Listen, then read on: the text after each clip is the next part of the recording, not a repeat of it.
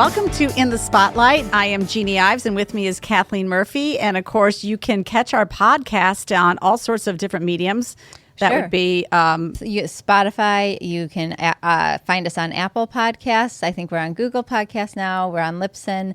And of course, on our website, breakthrough-ideas.com, you can find all of them. Yes, and thank you to AM 560 for partnering with us and also listing our podcast on their podcast section of their website as well. So we appreciate that partnership. You can also listen to my reveilles on AM 560 Tuesday mornings at about 7:35. They go on. So we're really happy about that. But this is our podcast where we talk about everything from state and local issues to national issues. And I tell you what, the biggest thing that has been happening around locally is this people are going to their school boards finally and speaking up about issues. This is a result of the COVID shutdowns and the return to school situation where we're not sure where our kids going to have to wear masks again this year. Right. When people, especially in our county, you've got a large percentage of adults that are vaccinated. A number of the kids that are over age 12 are vaccinated. Yes. We know a lot more about COVID now than we did last year. There's 100%. No reason for them to masks. In fact, there's been studies out saying that masks are harmful. So you and about 200 of your closest personal friends showed up on Wednesday at our own local school board meeting. It was really an encouraging thing to be a part of. It was so a shout out to Heather Beck and Amy Kiffer who helped organize all of this. They did a lot of hard work on that. So the debate was, how do we go back to school? Is it masks? Is it are they going to share vaccine status? What's the solution going to be with distancing? What are the mitigations that are going to be put in place? And because all this type of thing is happening in the basement when all the teenagers get together anyway. And at Target. I mean, everywhere you go, it's nobody's back doing to this. normal. It's life is normal. Right. So except in schools. Right. So District 200 parents showed up in mass, and you can look at the videos on our social media page on Facebook and on Instagram. And District 200 came to what I thought was a very reasonable plan as far as the mitigations go. They acknowledged all of the data, which was brought up by numerous parents that you just cited, that vaccines are readily available. We have a very high rate of vaccination, that children are not, as it turns out, not the spreaders, that we've learned a lot over the past year. It was, I think, I'll give the board a shout out in that respect. They agreed to a very reasonable plan, and masks are optional. But, it took a lot of parents emailing and letting them know what they thought ahead of time, and a lot of people showing up to say. Well, I think we were fortunate too, in this respect. The school district 308 out of Oswego, which is 50% larger than our own school district, and this is Oswego, Illinois, for you guys who are listening from afar, because this is now a national theme happening, and maybe you are listening from afar. We hope that you are, and that you're sharing this with other people around the United States. But we reside in Wheaton-Warrenville School District, which is in the heart of DuPage County. A suburb of Chicago, but district SD 308, 50% larger than our own school district, had already voted could go mask optional. Yes. And they actually dovetailed on the heels of places like Warsaw and Red Hill school districts, that were very, very small rural districts in the state of Illinois that made that decision ahead of time. So they kind of get the ball rolling for us. And now that's right. And now it seems to be the reasonable decision.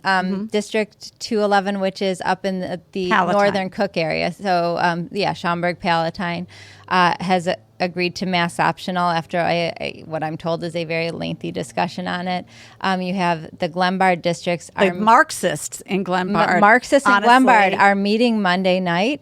I think I'm going to be there if I can. I want to see what happens, because that's going to be a real fight. I think that they're headed towards mask optional, because we saw I think an it's getting hard to deny it. Where they just said we don't want to become the mask police, because literally that's what would happen with teachers and administration. They would actually just go around It policing, does make teachers' jobs hard. It'd be very difficult. At 220 up in Barrington decided masks optional too last night. But so we want to make sure we give, this is happening because parents are speaking up, because teachers are speaking up, because students are speaking up to their local boards. They can't just push a political agenda when they have to be responsive to you. I want to highlight just one of there was an issue with the video, which we're going to play, and just we're going to make you can know what you think. But we have a video that was taken by somebody at the event separately on her own camera that she had, and this is a middle school student in District 200 asking the board to unmask her. Hear me. When I have to answer a question or say something in class, I have to scream, and after that, I can't breathe, and I get very, very frustrated. Oftentimes, when I'm talking to my friends, it comes up that we're pulling on our masks, or we're just totally defeating the purpose of wearing our masks because we're always pulling it in front of our faces because we can't breathe. It always comes up that we cannot breathe. And my 8-year-old sister feels the same. It is not fair that we have to wear this mask every time we go to school. I do not want to wear a mask this upcoming school year. Please unmask me. Wow. Super brave and polite. From the heart. Respectful. Yeah.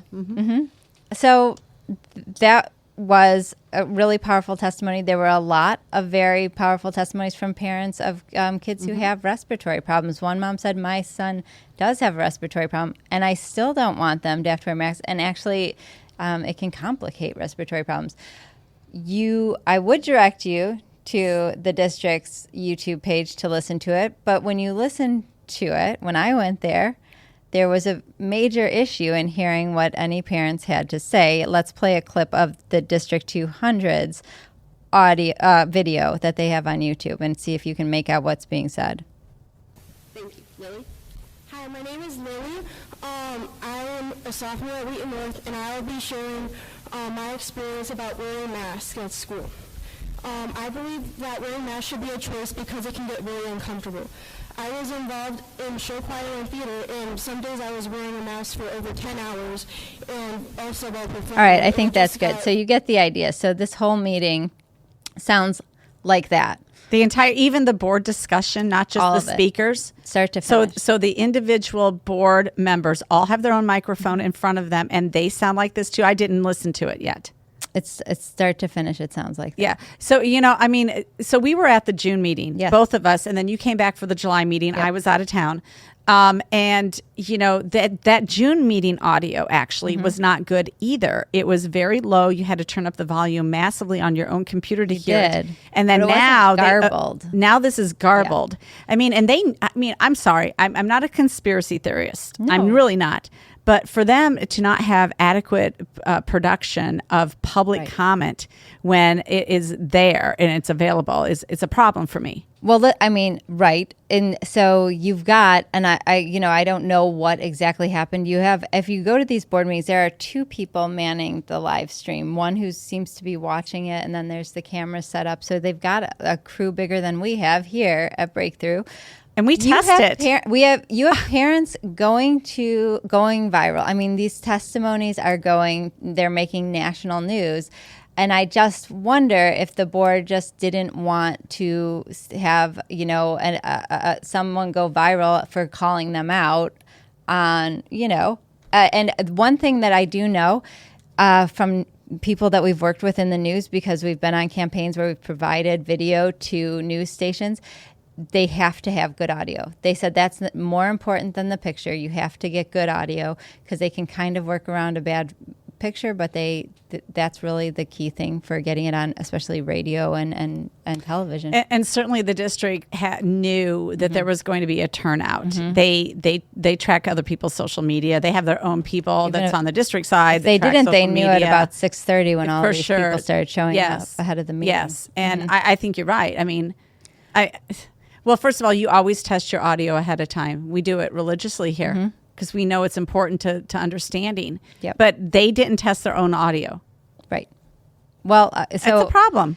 So maybe it was an accident, but it was really unfortunate that it happened at this particular meeting. They've never seen 200 people at a school board meeting for a long time. A long time. And they knew that this was that's what they said.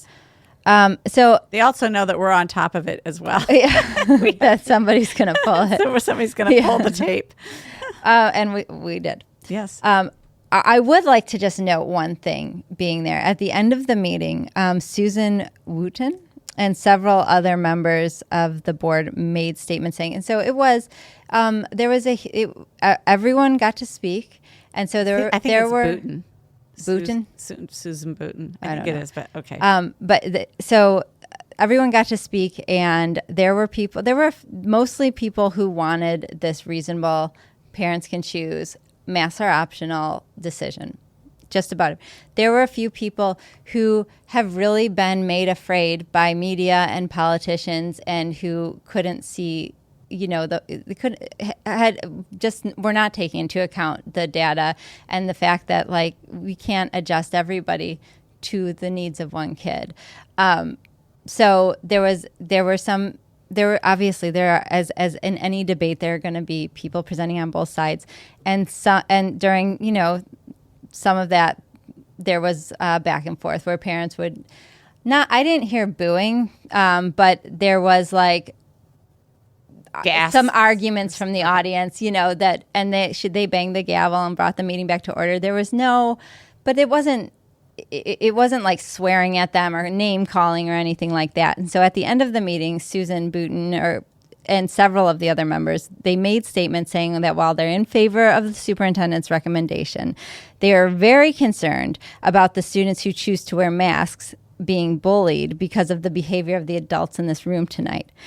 And it was this finger-wagging kind of lecture. And I thought, first of all, this is a debate, and people are emotional because these are parents who, in good faith, went along with all the rules that were set for them and told their kids to go along with the rules.